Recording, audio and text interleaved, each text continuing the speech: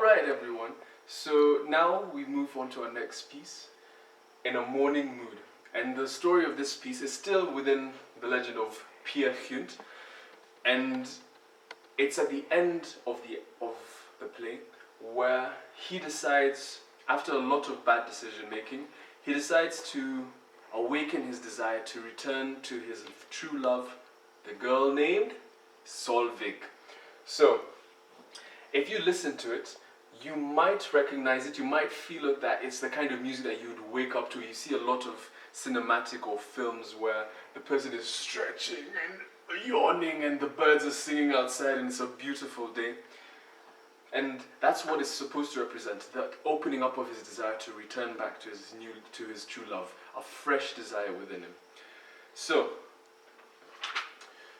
we need to recall the fact that Edvard was one of the only composers in his country. He was a big fish in a small pond, and he loved his country and his country loved him.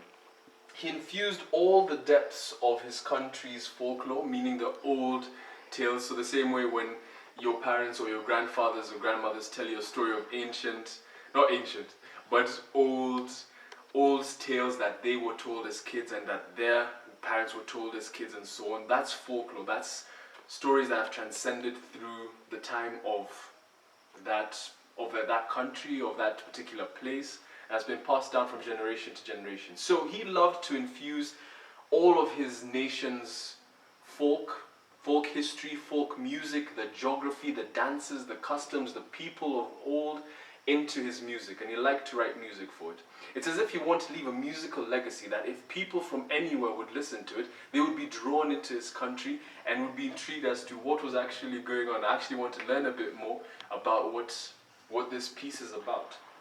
So, his music vehicle was Norway, but the engine that drove that vehicle, his vehicle was music, but his passion, the engine that was driving that vehicle, was Norway. Some people, obviously, as whenever you're writing any piece of art or any or having a creative outlet, not everyone will be fond of your ideas. So for him in particular, there was a famous French composer, one of my favorite composers, Claude Debussy, who had a quote regarding Edvard Grieg, and he said, "Edvard, a pink bonbon wrapped in snow." A pink bonbon wrapped in snow. A bonbon is a French or German term meaning a sweet. So when he says pink bonbon, it's like he's a very exuberant child. So the same way when you have a young kid that's always bouncing and and if a Caucasian child, they'll be very pink when they're always happy and joyful. Wrapped in snow, meaning he's just always fascinated by snow around him because Norway is a very snowy country. So that was what he said regarding Edvard Grieg.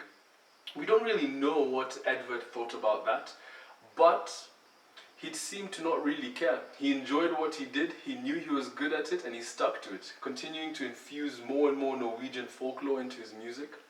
He wasn't concerned about keeping everyone happy, but he was concerned about creating music he was proud of and that represented his homeland well. That links back into the purpose of a lot of romantic composers, a lot of the meaning behind their pieces. They wanted to get either very far-fetched moods or they wanted to talk about their nation.